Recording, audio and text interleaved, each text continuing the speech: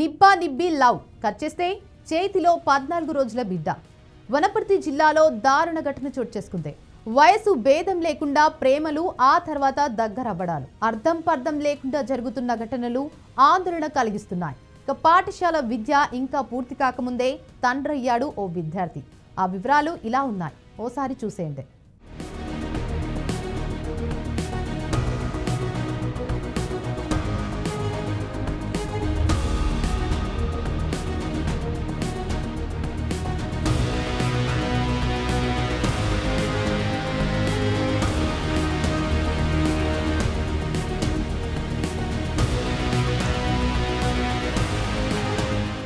ఇక విషయంలోకి వెళ్తే అసలు ఈ ప్రపంచంలో ఏం జరుగుతుందో అస్సలు అర్థం అవ్వడం లేదు.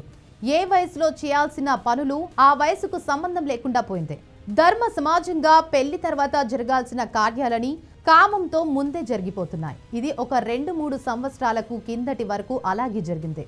అంటే వాళ్లకు పెళ్లి వయసు ఉన్నా ముందుగా ఫిజికల్ గా కమిట్ అయ్యి ఆ తర్వాత పెళ్లి చేసుకునేవాళ్ళు. కానీ ఇప్పుడు కాలం మరింతగా మారింది. పెళ్లి చేసుకునే వయసు కాదు కదా, అసలు పని చేయడానికి కూడా వయసు లేనోడు కూడా ఇంటిమెంట్ అవుతున్నాడు. 5 తరగతుల్లోనే అన్నీ అయిపోతున్నాయి. ఇక 10వ తరగతికి వచ్చేలోపు పని కానిచ్చేస్తున్నారు.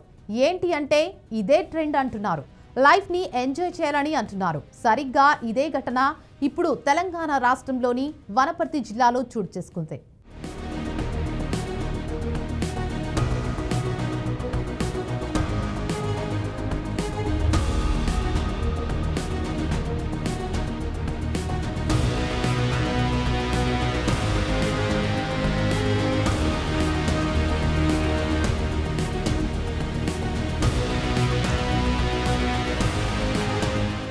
ఇంకాస్త వివరాల్లోకి వెళితే వనపర్తి జిల్లాలో జరిగిన ఒక అత్యంత దారుణమైన ఘటన సమాజాన్ని కలవరపరుస్తుంది. వనపర్తి మండల పరిధిలోని ఒక గ్రామంలో కేవలం 9వ తరగతి చదువుతున్న బాలుడు, ఇంటర్మీడియట్ చదువుతున్న బాలిక ప్రేమ పేరుతో పెట్టుకున్న సంబంధం ఒక శిశువు జననానికి దారితీస్తుంది. ఇద్దరు మైనర్లు కావడం, ఆ బాలుడు కేవలం 9వ తరగతి విద్యార్థి కావడం ఈ కేసు తీవ్రతను తెలియజేస్తున్నాయి.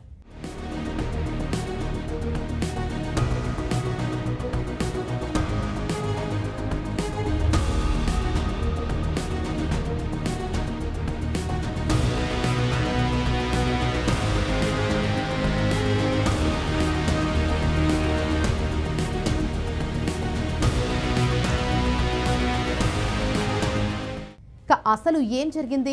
వనపర్తి జిల్లాలోని ఓ గ్రామానికి చెందిన ఈ ఇద్దరు విద్యార్థులు కొంతకాలంగా ప్రేమించుకుంటున్నారు. అంటే అంత పెద్ద వయసు కాదండోయ్. మన తెలంగాణ భాషలో చెప్పాలంటే నిబ్బా నిబ్బి వయసులో లవ్.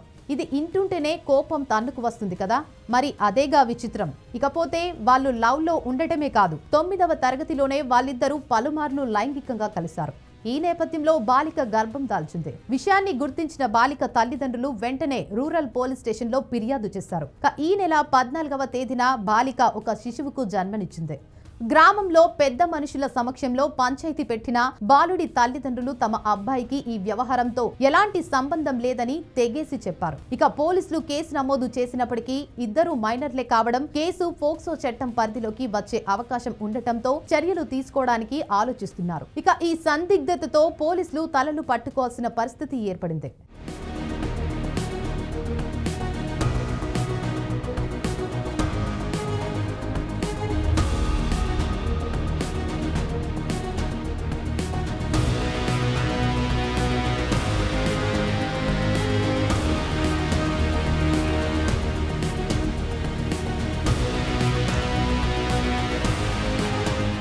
అయినా ఇక్కడ తల్లిదండ్రులకు సిగ్గుండాలి. ఇక్కడ తల్లిదండ్రులను నిందించడమే లేదు, కానీ పిల్లలు పలుమార్లు లైంగికంగా కలుస్తున్నారు అంటే ఆ పిల్లలని గమనించడం లేదు అని స్పష్టంగా అర్థమవుతుంది. పిల్లలని గాలికి వదిలేసి తల్లిదండ్రులు ఏం చేస్తున్నారు?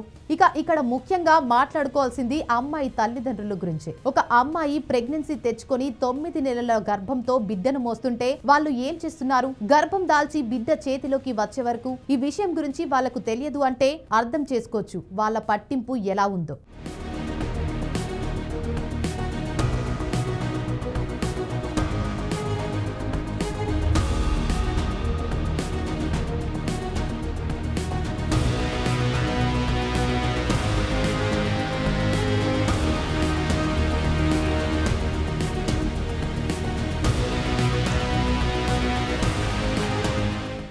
బాలిక కుటుంబ సభ్యులు శనివారం జిల్లా ఎస్పీ కార్యాలయంలో ఫిర్యాదు చేశారు. శిశువుకు DNA పరీక్ష నిర్వహించారు. తమకు న్యాయం చేయాలని వారు డిమాండ్ చేశారు. ఈ ఘటన ప్రస్తుతం మండలంలో హాట్ టాపిక్ గా మారింది.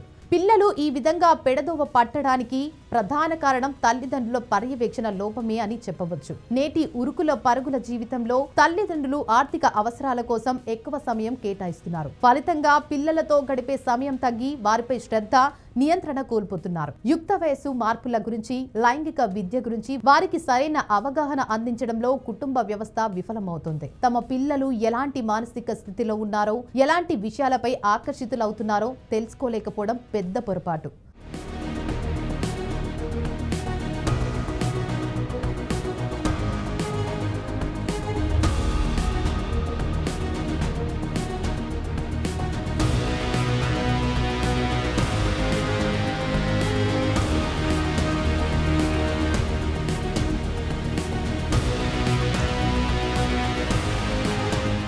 సోషల్ మీడియా వల్లే జరిగిందా? మొబైల్ ఫోన్లు, ఇంటర్నెట్ విస్తృతం కావడం తర్వాత ఇలాంటి సాధారణ వ్యవహారాలు పెరిగినట్లు అనేక నివేదికలు స్పష్టం చేస్తున్నాయి. పర్యవేక్షణ లేని మొబైల్ వాడకం వలన అనైతిక, అసభ్యకరమైన దృశ్యాలు సులభంగా అందుబాటులోకి వచ్చాయి. టీనేజర్లలో ఉన్న ఉత్సుకత వారు ఇంటర్నెట్ లో చూసిన అంశాలను నిజ జీవితంలో ప్రయత్నించడానికి మొగ్గు చూపుతున్నారు. ఫలితంగా లైంగిక ఆకర్షణను కేవలం శారీరక సంబంధంగానే పరిగణిస్తున్నారు. పిల్లలకు సెక్స్ ఎడ్యుకేషన్ లేకపోవడం వల్లే జరిగిందా? అవును, నిజంగా పాఠశాలలో విద్య మాత్రమే కాకుండా సామాజిక, నైతిక విలువల బోధన అవసరం. మన దేశంలో సెక్స్ ఎడ్యుకేషన్ లేకపోవడం వల్లే ఇలాంటి పరిణామాలు వందల సంఖ్యలో చోటు చేసుకుంటున్నాయి. గతంలో భారతదేశంలోని పాఠశాలలో లైంగిక విద్య అందించే విధానంపై దేశ అత్యున్నత న్యాయస్థానం సంచలన అభిప్రాయాన్ని వ్యక్తం చేసింది. పిల్లలకు లైంగిక విద్యను కేవలం 9, 10వ తరగతి వాళ్ళకే కాకుండా అంతకంటే చిన్న వయసు నుంచే అందించాలని స్పష్టం చేసింది. ఇక అంతేకాదండోయ్, పాఠ్యాంశాల్లో మార్పులు చేయాలని కూడా విద్యాశాఖ అధికారులకు సుప్రీంకోర్టు ఆదేశాలు జారీ చేసింది. న్యాయమూర్తులు సంజయ్ కుమార్, ఆలోక్ ఆరాదేలతో కూడిన ధర్మాసనం ఈ అభిప్రాయాన్ని వెల్లడించింది. యుక్త వయసు వచ్చే యువతకు కౌమార దశలో సంభవించే హార్మోన్ల మార్పుల గురించి అవగాహన కల్పించేందుకు లైంగిక విద్యను ఉన్నత సెకండరీ పాఠశాలల పాఠ్య ప్రణాళికలో భాగం చేయాలని ధర్మాసనం సూచించింది.